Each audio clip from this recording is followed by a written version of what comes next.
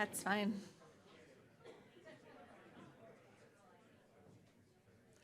All right, good afternoon.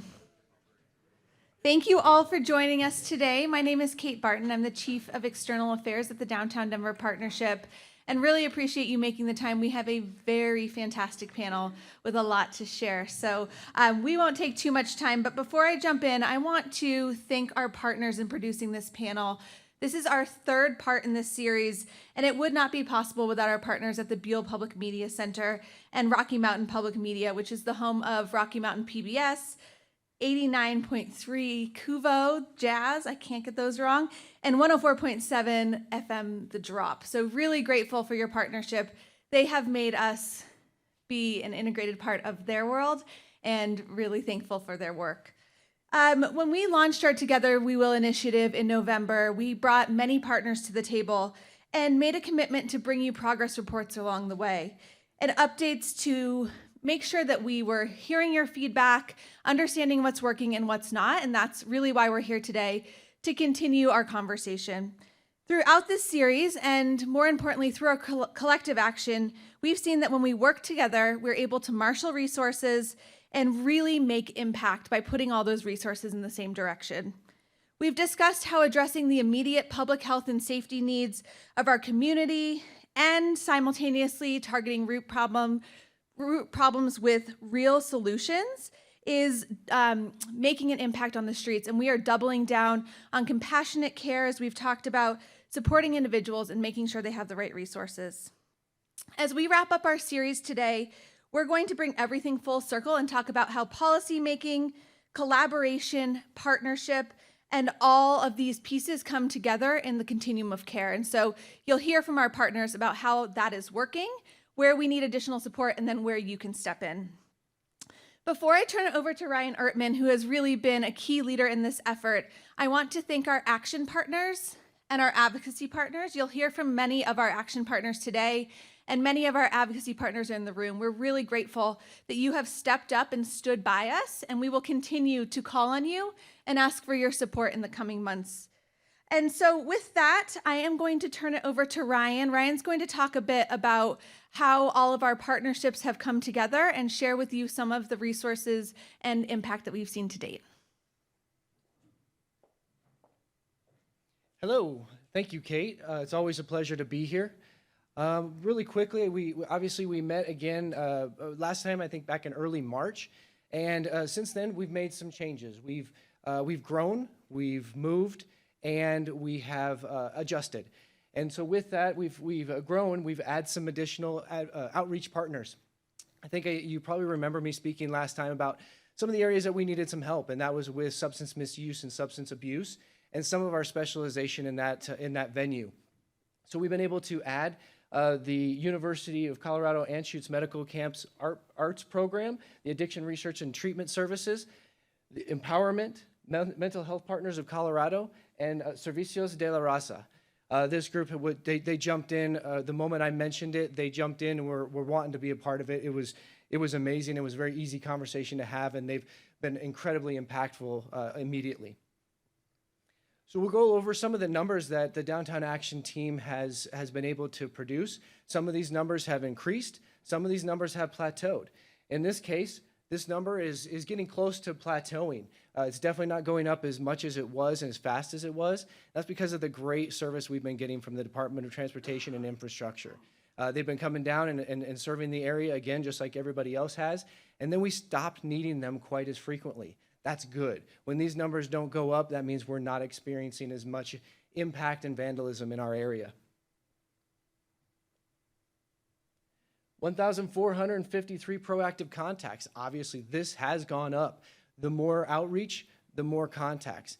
In addition to this, we've had an uptick in repeat contacts, which means contacting the same people over and over.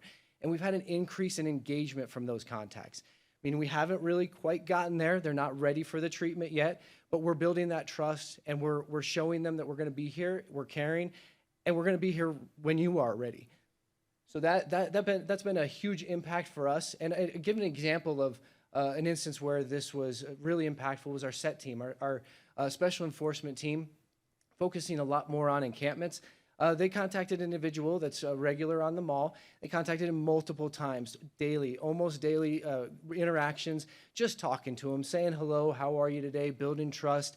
And over time, that started to go back two ways. They started to have conversations. They started to trust him and believe that they were there truly to help. Over a weekend, our SET team was able to convince that person to go voluntarily into some treatment.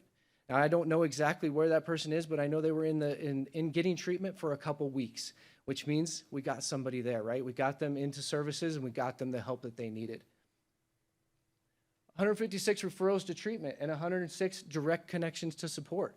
This number also has kind of plateaued a little bit. We still have not gotten that full engagement that we want, the treatment that we want to get people into, but we are continuing to work in that direction.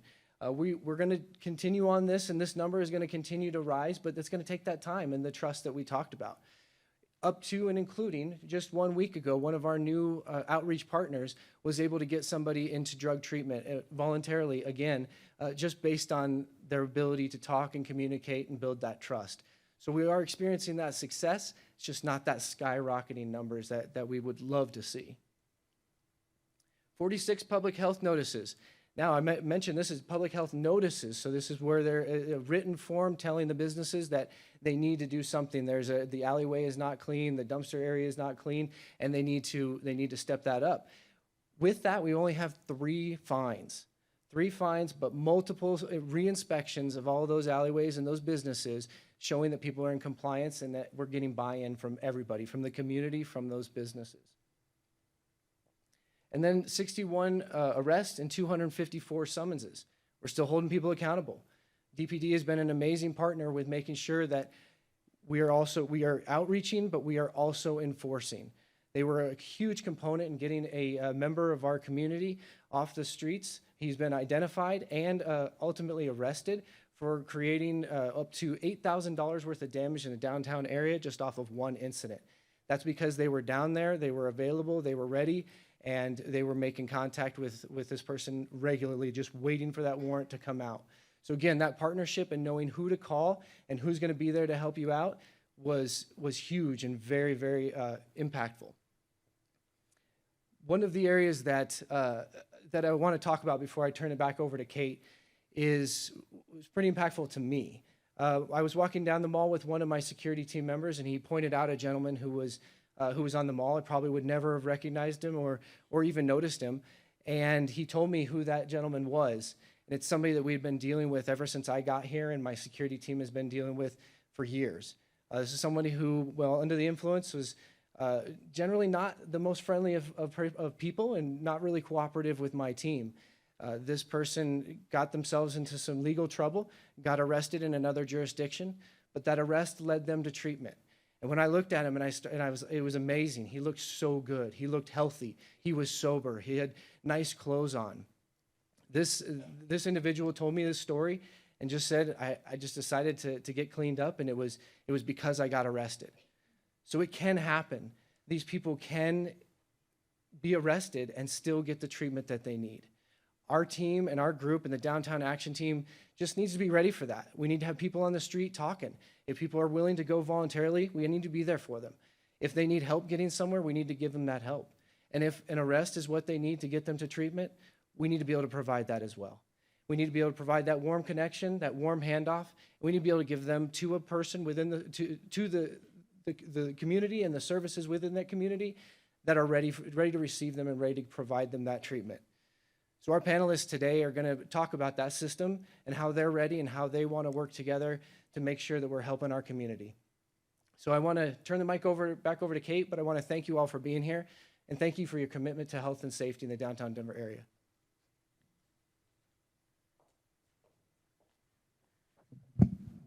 Can y'all join me in giving Ryan a round of applause? He's an amazing leader.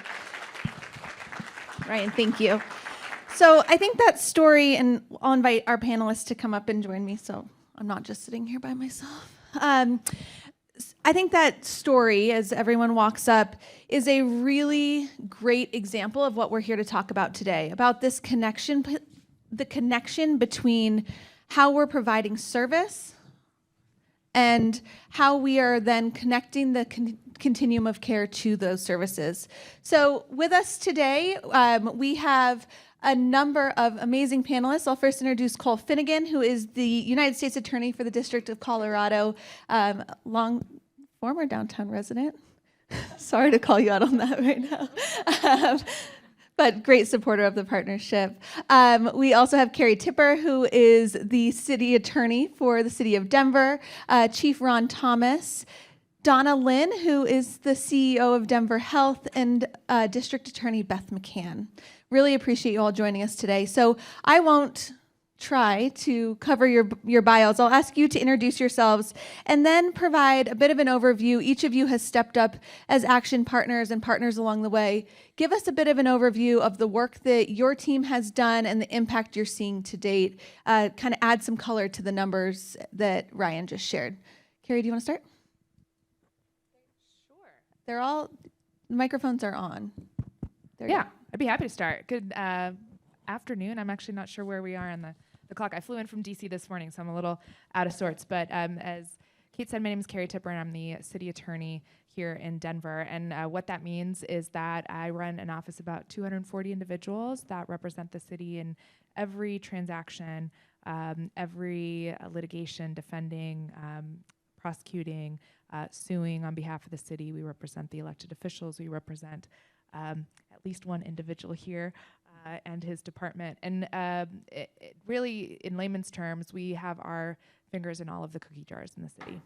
And where I think that our office plays a critical role is that we can be not just bridge builders, but really pulling agencies together, change makers together to say, hey, let's have conversations focused around these subject matter areas, these issues. What are you seeing? How can we help? And so we certainly don't represent Denver Health or the DA's office, but we work closely with both. We work closely with the U.S. Attorney's Office, and all of us have partnerships dedicated to some of the issues that we're facing in downtown. And so I'd like to think that we are in the middle of that cookie jar as well. Thank you. I'm Ron Thomas, and I have the great pleasure of being the chief of the Denver Police Department, and certainly value the partnership that we have here. And I think where we, our role, obviously we are, the enforcement arm of this particular team and partnership. But I think, if you look at the numbers, the numbers that I'm most proud of are those positive contacts, those opportunities to connect people with services and housing and things like that, because ultimately that is what we want. I think that's what is going to make Denver a safer city and the downtown core a safer place to live and play.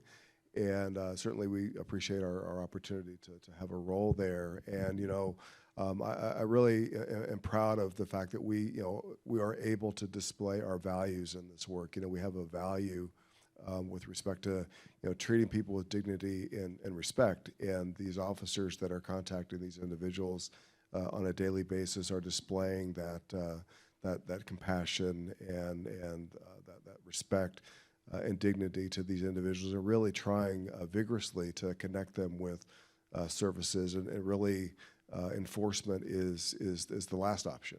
And certainly we really want to connect these folks and get these folks on the right path. And so I think the beauty of the partnership is that we don't have to search for someone that can help us make that right connection. They're actually shoulder to shoulder with us, so that we can very quickly make that transition, make that connection, so that we can move people along and get them the help that they need.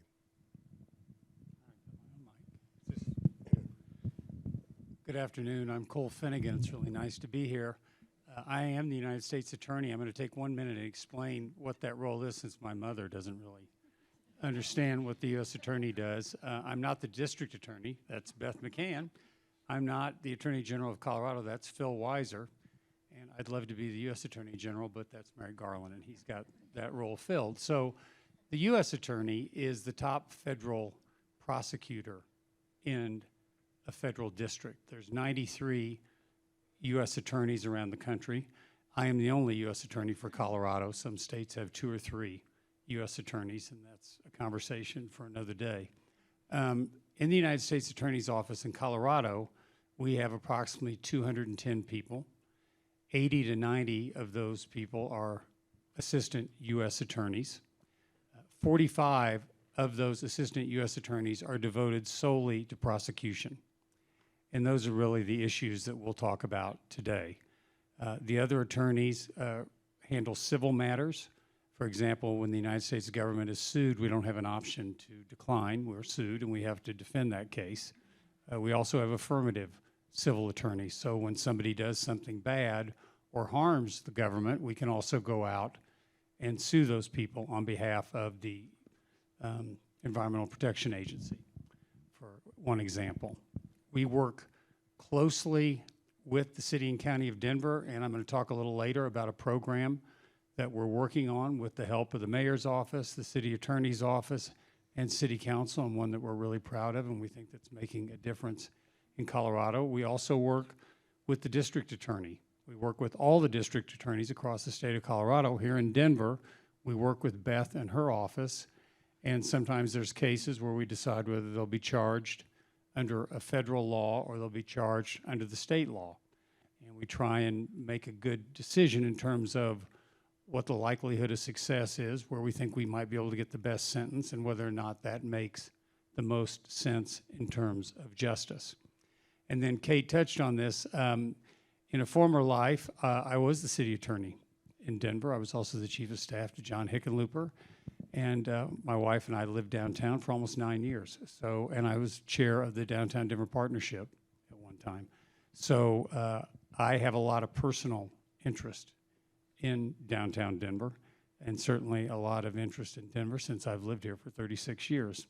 So I'm looking forward to this conversation today and just talking about some of the different things we're doing. Great. Well, good afternoon. I'm Donna Lynne. I'm the CEO of Denver Health, which I think many of you know is not just a hospital. We do a lot of things. And you might think, why am I here with all these lawyers and law enforcement types?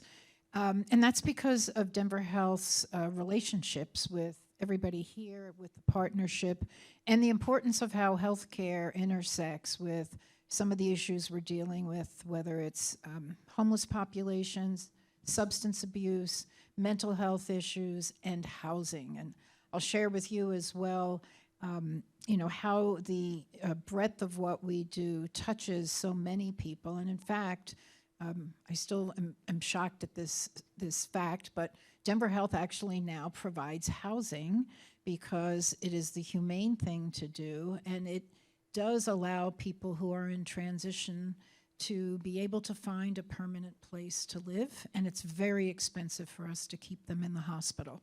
And as I often say about our physicians and caregivers, the ethical dilemmas that we have in caring for people who are homeless or who have other housing-related issues makes it a moral imperative on some level for us to do it. It's really not part of our charter, but it's something that we feel that is very important for us to do.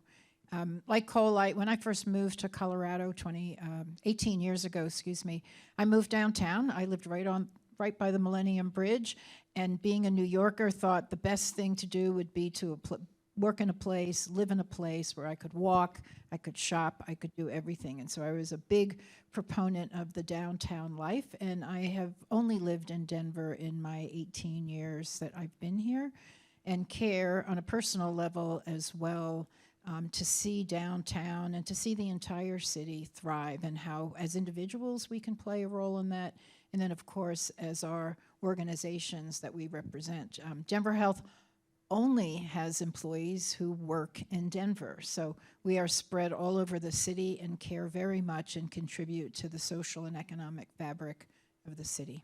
So thank you. And I'm Beth McCann. I'm the district attorney here in Denver. Our office is primarily responsible for prosecuting state-level crimes that occur in Denver. So we work very closely with the Denver Police Department. They bring us the cases, and we evaluate what we can we charge, and then work with their detectives to develop the cases and prosecute them. But we also are involved in looking at cases individually and figuring out what is the appropriate disposition of a case. So if we file a case, we then evaluate a person's involvement in the criminal system, the level of crime that occurred, the injuries that might have occurred.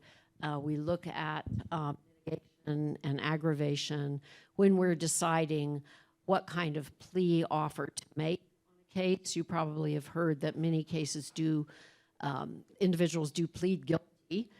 So we evaluate a lot of factors in making those decisions. We also always consult with victims of crime and work with them to help them deal with the severe consequences, depending on the case, of any crime in which they were the victim. And we try very hard to be sensitive to victims' positions and making sure that they are represented in the system. And we also provide alternatives to incarceration when we're looking at disposing of cases or resolving cases. So I have been particularly active in developing a robust diversion program through my office, where people will be diverted if they are appropriate for that. And we've had great success with that program. We also have a robust juvenile diversion program, and we started a restorative justice program, which has been very successful as well in keeping people from repeating behavior. And we have special units to deal with certain kinds of crimes. For example, I started a human trafficking unit because that happens to be something I feel very strongly about. So we have now a unit that really looks closely at human trafficking, and the police department also has a human trafficking unit, so we work very closely with them. We also have now an elder abuse unit. As people like me, the baby boomers, get older, we become the victims of more and more crimes, and so I think it's important that we have people in my office who can specialize in that area. And the court has a veterans court. We're very conscious of veterans who may be suffering from some mental health or behavioral health issues, so we work closely with veterans court, and there are other specialty courts which I can talk about later. But essentially, to me, it's a balance. We look at aggressive prosecution, but we also look at alternatives to the traditional criminal justice system. Thank you. Thank you. And I think you can see the interconnected nature of the work that you all do. Why don't we first move to talk, Cole, you mentioned the program that you all have created in partnership with the city, and you talked about that at our Together We Will press conference. Share with us a little bit about how that's working, more about the program, and then if anyone else who's involved wants to layer on, would love to hear about what successes you're seeing with that to date. Sure, Kate, thank you. So about a little over a year ago, I went to the City and County building and sat down with Mayor Hancock and with the City Attorney's office and with Alan Salazar, the Chief of Staff, and we talked about essentially what we could do working together to address crime, particularly crime in Denver, and particularly violent crime and gun-related crime. And I think in the conversations we'll have today, we'll touch on a lot of topics, and I'm sure the chief and others and Beth can speak, and also Kerry, about guns and the issues we have with guns. But in that conversation, we talked about the federal statutes, which in some ways are broader and allow us to arrest, charge, and hold felons who are caught with guns. It's called PALPO, previous offenses. How does PALPO work? Possession of weapons by previous offenders. Sorry, it's been a long morning. And that the federal law, in some ways, is more authoritative. So in the course of the conversation, we struck upon a collaboration where the city, working again with the mayor's office and the city attorney's office and with city council, funded 4 full-time prosecutors who we would make special assistant United States attorneys. SAUSes is the term we use. Those people would be trained in the federal laws. They will be housed in the U.S. Attorney's office. They will be city employees, but over a period of 2 years, they will work almost solely on gun-related crimes in the city and county of Denver. So it took us several months to get all these people hired because of the federal process, but we now have 4 full-time prosecutors. They have over 40 years of experience among them. They have hit the ground running. So far, we have indicted 25 defendants on federal gun-related crimes. I can certainly go through some of those crimes later. I want to be conscious of our time. But the partnership, and Kerry may want to speak to this, has really been terrific with the City Attorney's Office. We work closely with the Denver Police Department. We work with the FBI and ATF. And I think we really are seeing a difference. And my hope is that we're going to expand that program over the next couple of years. I know there's a mayoral race. My hope is that going forward, we'll be able to continue this program.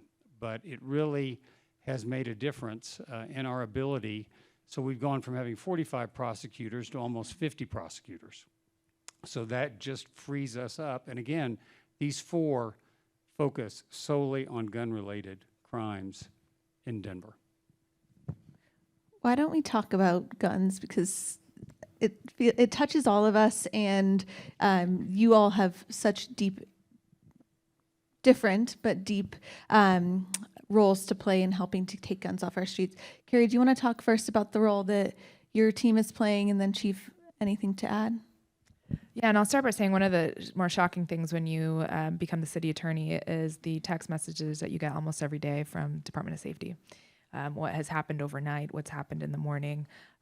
It gives you a whole new appreciation, not just for their incredible work, the traumas that they go through, but also what's going on in the city. And so guns is a big part of that. As Cole described, the SALSA partnership has just been a smashing success. What he didn't say is that we onboarded, I think, the first SALSA in February. So that's 25 indictments in really about 2.5 months, with the 4th one coming on last month. So it has been really important. And I think from what I'm hearing from DPD too, it's important to them to know that some of these folks that they're pulling off the street aren't just going to be back out a week later or same day because there's a gap in our state law. And I think that does have an impact in terms of deterrence and in terms of showing that the feds are going to prosecute these cases. And that's important. The way that our office partners is that, as Beth said, her office is in charge of prosecuting all the state crimes. And we at the City Attorney's Office have a unit of prosecutors that do prosecute ordinance violations, which doesn't seem like a big deal, but we have ordinances that cover possession of weapons, that cover, blocking the right of way, lying, the encampment ban, but also trespass to motor vehicles, motor vehicle theft, which is another issue. And so we kind of fit in this hierarchy, and this is going to upset a lot of people, but if you think of the U.S. Attorney's Office and the federal prosecutors, you think of the state prosecutor's office kind of there, and then our municipal office, we have overlapping areas. Do we want gun possession cases charged at the municipal level? Probably doesn't make sense. We probably want to start with those at the feds, right? But there might be some circumstances or some set of facts where it's not enough for Beth or for Cole, but it does meet the ordinance. And so we really have been taking an aggressive approach looking at those cases in partnership, again, with the DA's office, DPD, and then Cole's office. So on that specific issue, I think that's where we can really play a role, and also say it's dependent also on the trust that we have with the department. Chief Thomas really sets the tone from the top because they tell us what they're seeing, what they wish would be happening, and then we really try and work and shift a little bit to say, okay, let's meet the need that you guys are saying. So I want to provide a little context to the conversation. So year to date, we have recovered over 600 guns in the city of Denver. So that's 40 or so gun recoveries every week in the city of Denver. So obviously, gun crime, the guns in the hands of individuals that shouldn't have them, whether they're juveniles, people with previous felony convictions, There's a significant problem with guns in the city of Denver, and folks' propensity to use those guns. And so we are certainly thankful for the partnership with the city attorney's office and the U.S. attorney, and certainly our work with the DA's office, because we really want to hold those folks that are those violent offenders. We really want to hold them the most accountable. And we recognize that there are some instances with juveniles, first-time possessions, and so I'm thankful that Beth has a hand-gun intervention program in which we can kind of educate people that that this is not a path to continue to go down. But I think that we all kind of collectively have the opportunity to identify the individual challenge and apply the right resource to make sure that particular case is addressed appropriately. I just add, I'm going to be the oddball all day long, but guns are not just a criminal issue; they're a public health issue. Excuse me, and we deal with this as a large employer in Denver. We just added 2 new metal detectors in the hospital, and the staff to utilize those. It's a constant demand. When I talk to our employees, they're very concerned. But our providers are also seeing the impact of gun violence.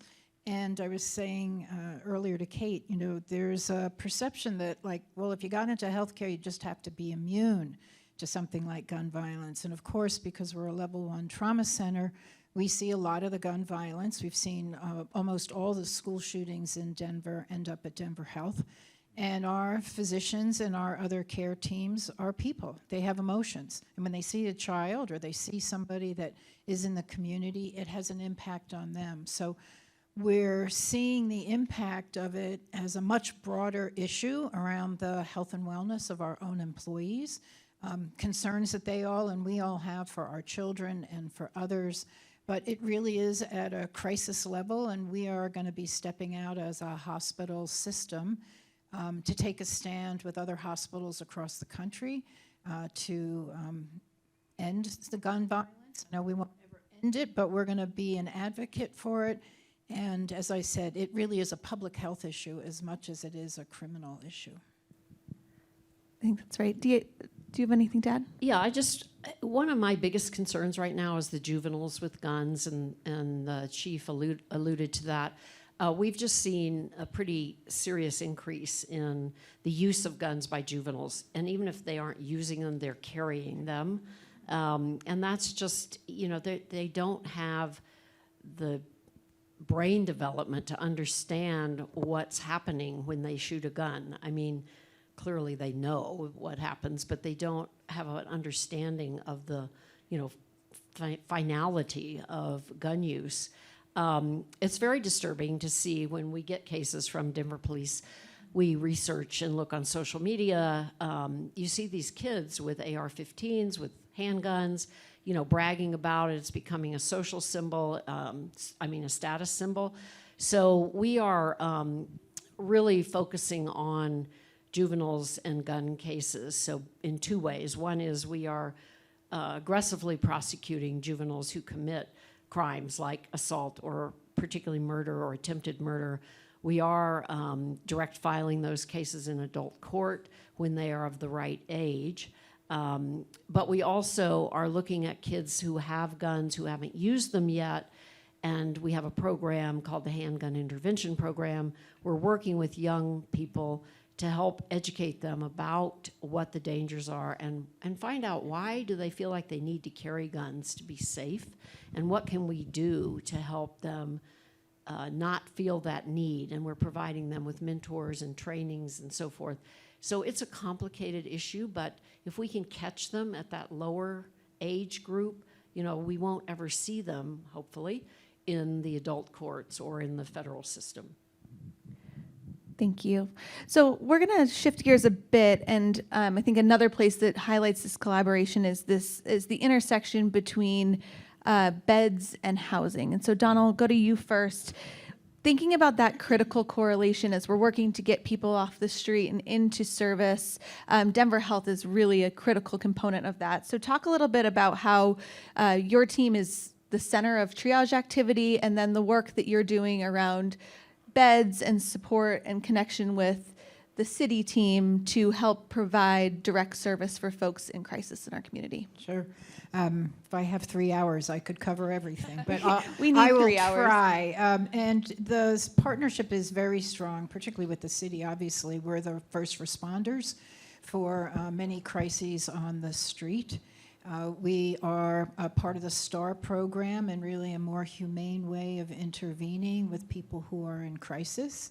You may know we also run a 100-bed detox, non-medical detox facility called Denver Cares in the Golden Triangle, and so we collaborate with the PD, who brings individuals into that facility. We try to help them through the detox, also provide them with some transitional, I would say, accommodations. Housing might be a little bit of a stretch. Because you ultimately want to see people not in a transitional place, you want to see them getting into a supportive situation where they have not only housing, but other, real wraparound services. So Denver Health delivers about 1.4 million visits a year, and 260,000 of them are connected with mental health and substance abuse. And I think to Beth's point around the guns, I'll try to make that segue, which is we want to take people at the front end when we see symptoms, when we see that they're in some kind of distress, when they're beginning to use drugs. We see that in our schools because we provide care in our schools to kids, and that's one of the best places to catch some of this. But we also see it in our outpatient clinics, and of course, once they get into either the jails where we support the sheriff and his team with providing care for people in the jails. The homeless population, again, when people are in Denver Health in the hospital, we find about 20% of them don't have housing. So as I said, we end up becoming, we have a large room full of clothing, shoes, other accessories that people need. We also have to store possessions for homeless individuals that come in and help them, because finding their documentation for next steps, whether it's applying for other kinds of financial assistance or housing assistance, they're not walking around with an iPhone necessarily that has all their documents, or with a file folder. So we're engaged in a lot of social support to try to get those individuals not only connected to the immediate care that they need, but hopefully to move into something that provides them with some hope in the future. So 20% of our patients in the inpatient setting actually are homeless. And as I said in the introduction, we have that dilemma because discharging them in a cold winter is going to mean they're going to come right back. They're going to cost the system more. There's going to be worse health outcomes for them. And so we try to stop that cycle, and we do house people in a hospital setting where we're not really a housing agency, but it is the right thing for us to do. As Cole said, I'm looking forward to the conversations with the next mayor and the next city council, because we've got to work together on this solution. I don't want to be in the housing business. We do it out of, I think, a sense of humanity and just the reality of the situation that we have. But it's just part of where we are today, sadly, in the city, and with the explosion that we've seen in so many areas, particularly around substance abuse. So I hope I covered a few things in that answer. I was going to say, who has 2 extra hours so we can sit here and talk about all the things? I'm going to do one more question, then we'll go to audience Q&A. And D.A. McCann, we'll start with you. We see that a small percentage of our community is creating the most negative impact, and we've talked about holding people accountable. And you mentioned the diversion program. So talk to us about how your office is working in that space and helping to get all the different diversion programs running, and how you're seeing the impact of that. Sure, thank you. Yes, so we have started an adult diversion program. We've had juvenile diversion for a while. And the way we do that is we look at the kinds of crime and the age of the person, as well as any mitigation Would they be suitable? Typically, these are lower level crimes. We don't use diversion for most violent crime. And then we have diversion officers who work with those individuals depending on what their needs are. So we help them with finding jobs.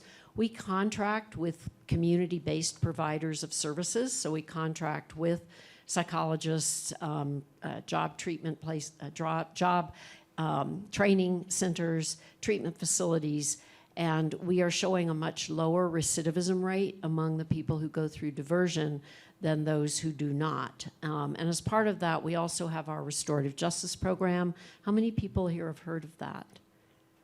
A few, okay, a good percentage, where it's focused around the Native American circle, where the victim of the crime, if they agree to have the case go through restorative justice and the defendant have an opportunity to actually hear from each other in a facilitated space with community members and talk about the harm that was done and what is a good solution to it.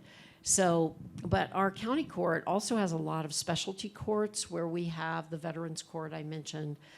They have a mental health court now, competency diversion, so people who are incompetent because of their mental health conditions go through a competency diversion where they are put in touch with treatment providers. The county court now employs peer navigators, so people who have lived experience, maybe of substance abuse or mental health. And the police department also can take people that are suffering mental health breakdowns to what's called the Solution Center, where there is mental health treatment provided, and they can stay there for up to 10 days initially, and then there's a 30-day shelter where people can stay, and the AIDS Center as well, which is a place where people can go. So I think the city is making a really strong effort in many ways to address these issues of mental health and substance abuse. It's complicated and it's hard. When people commit crimes that the police can arrest them for, of course, then we will prosecute those crimes, and we determine would diversion be better or would some other option be better.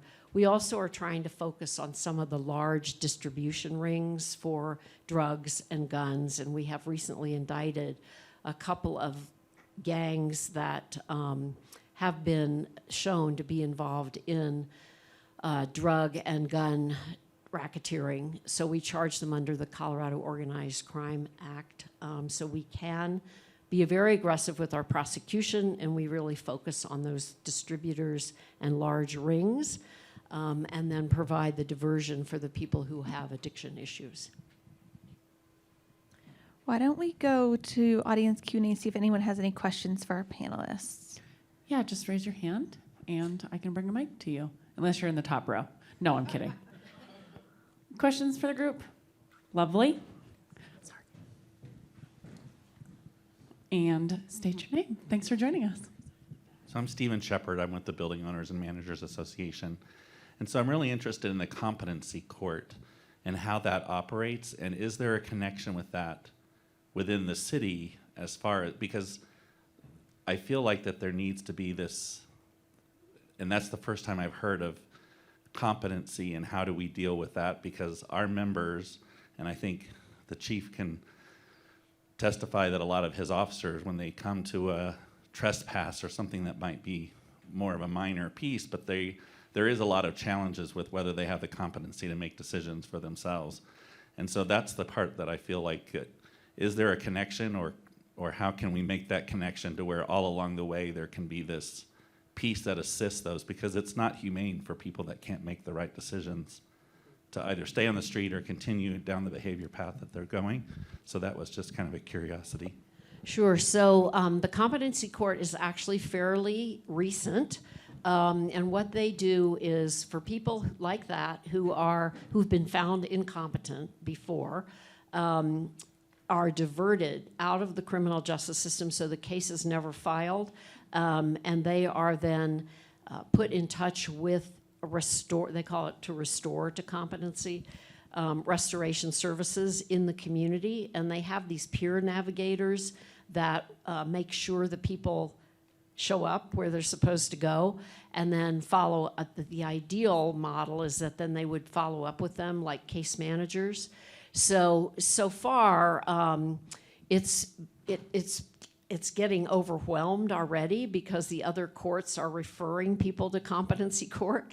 But we're pretty excited about it. I think that as we iron out some of the crinkles, we will find this to be a much more effective way of dealing with these people, so they don't go to jail for 10 days and then they get out and they're back, at your business.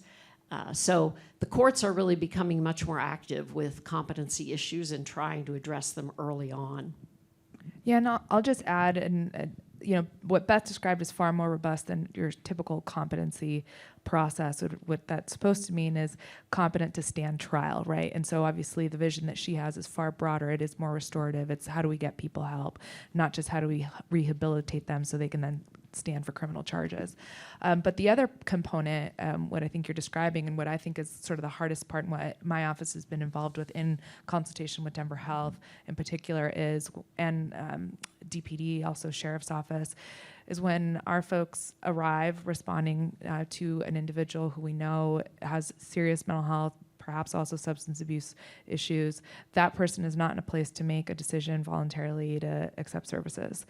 And we have legal tools, and as the DA said, the courts have been pretty expansive, and we have been working with our partners across these spectrums, whether it's the Department of Housing Stability to Department of Public Health and Environment to, like I said, Denver Health itself, to say, we have a framework and tools that we can use here to bring an individual into Denver Health, get them certified for essentially help, sometimes medication, sometimes treatment to stabilize them, because if we can't even get them to a place where then they will be able to go into short-term housing like the kind that Donna had described, we fail before we even get off the ground. That has been really the focus. What I have been focused on, I would say, over the last 4 months is, and it's been a bit of a Herculean lift because I've described it as taking a system and we need everyone to sort of just shift a little bit, but all of us have to move.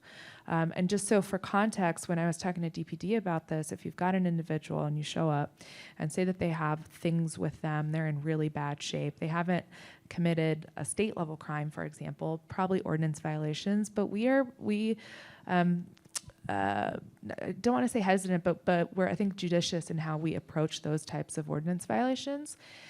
It's not a 30-minute call for our officers. It is hours, and it involves several city agencies, right? And then often they have belongings, and we've got Eighth Amendment issues if we are taking, and due process issues if we're taking those things. We've got to store them. So that also involves 3 to 4 city agencies. And then how are we transporting them? Does it actually make sense to put them in the back of a cruiser to take them to Denver Health? Do we have a Star van available? You name it. So we have been working really hard on trying to sketch out what this looks like for all the city agencies. And Donna had said it, if people don't care about anything, and let me tell you what, the city employees and certainly officers and everyone on this panel cares a lot about people and the humanity and their rates of success, but people care about money, and what we're doing is inefficient. It is not working. We've got caregivers that are discharging people back to the street because they can't and shouldn't be the ones that are holding on to them, but they know they're going to be right back. And we've got officers responding to calls over and over again, which takes them away from the gun calls and the DV calls and all the other really serious stuff. But if you're a business, it's no less serious to have someone disrupting and someone, that's in bad shape. So every time I brief the mayor, I'm like the Grim Reaper, and so I try and end up on a positive note. What I will say, it has been in the past 4 months that we've been having this conversation, we've already started shifting a little bit, and some really simple changes. I've got a meeting later this week on what are the housing options that we can set up right now for these folks. And it's not that we haven't had these conversations. It's not been in the context of so-and-so calls and says there's an individual that is in really bad shape out in front of their business.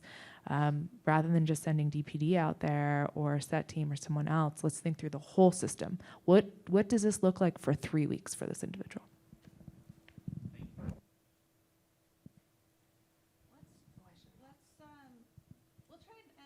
positive note, because there's so much positive that's happening amongst these partners. So I will just ask you to share, and each of you, if you want, quickly. We'll try and get out of here close to on time. But this is a really important piece of this conversation. There is so much success. So what are you most proud of? What are you seeing? Can you share with us some of those key nuggets, so as we walk out of here, we can really know that this work is working? Yeah, actually, I appreciate the opportunity to not be the bearer of bad news and end on a positive note, because that's not something that's frequent for me. But, you know, I actually, as we were having this most recent discussion in response to that question, I was thinking that there actually are a couple of entities that I think are you know, positive steps in that direction to connecting those folks that have those challenges that may be seen as incompetent. Those two entities are our outreach case coordinators and our new AIDS center. So those that aren't aware of our AIDS center, it stands for Assess, Intake, Divert. And so that's where you can take someone, for instance, that has committed a low-level crime, or someone that needs to be removed from the situation they're in, and then connected with someone who can kind of identify what their issues are, and then connect them with sort of long-term solutions that can, you know, kind of put them on a better path. And then similarly, there are outreach case coordinators that are hired by DPD and are members of this downtown action team that go out every day. And they are like the superstars who really are adept at knowing what kinds of resources there are out there, and then being able to identify specific challenges and connecting that individual to that necessary service. So, for instance, you know, we contact someone who is homeless because they have a mental health situation, or they're destroying property because, you know, they have a mental health issue. Well, maybe the root of the problem is that they don't have a connection to a health service provider. Maybe they are off their meds or something like that, and so they are actually able to make that connection so that they can receive long-term care, so that they can get back on their meds. And so I think we are seeing some success with those two entities being able to provide some success for our city. Yeah, you know, as I was listening to all these conversations, I was thinking back to where I would conclude on a positive note is just my faith in Denver. I see, you know, folks here, Elbert Wedgeworth, she and I worked together on city issues many years ago. When I came to Colorado in the late 80s and came to Denver specifically, we had tons of problems. One of the problems is we had nobody downtown at that time, and we worked on that. And as we go forward, I see, you know, all of us coming together, and it's been a tough 2 or 3 years. But I was so encouraged by the response of the city when we sat down to talk about the gun crimes and how we came up with, you know, we had the proposal about the Souses.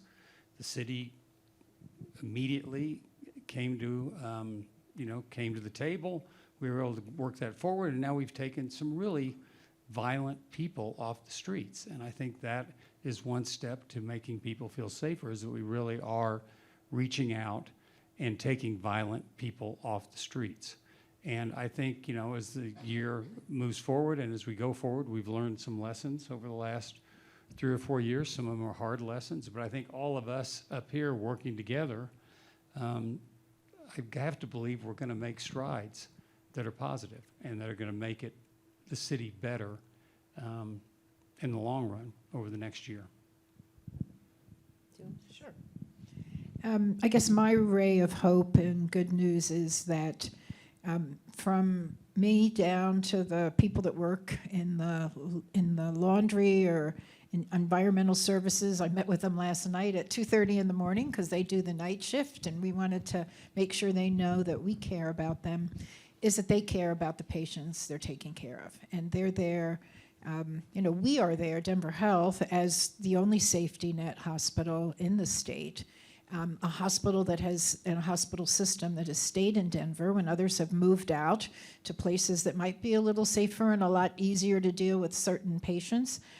We're here, and whether it's some of the inpatient psychiatric beds that we have, both for adolescents as well as for adults, the services we provide to the jails, the services we hopefully provide that prevent people getting into further and further difficulty. Our employees tend to come, not because we give them giant raises, but because they care about Denver, they care about the people. We do have to sustain them, as Kerry said, with some money. I mean, that is a constant struggle for us. But I'm so moved by the people as I meet them every day and their commitment for decades to work at Denver Health. Yes, close this out. So I'm just going to end on a success story from our juvenile diversion program, which I'm pretty proud of. So we had a young man named Theo who came and spoke at our office. He says, my story began when I was 10, when I caught my first charge. And he talked about the diversion officer in our office who believed in him because he didn't believe in himself. He is now a youth advocate, and he is helping youth advocate for themselves.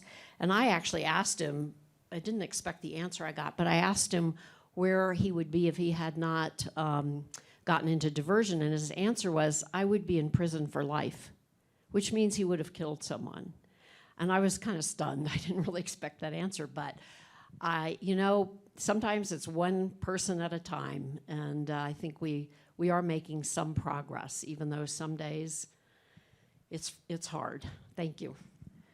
Well, please join me in thanking this incredible panel.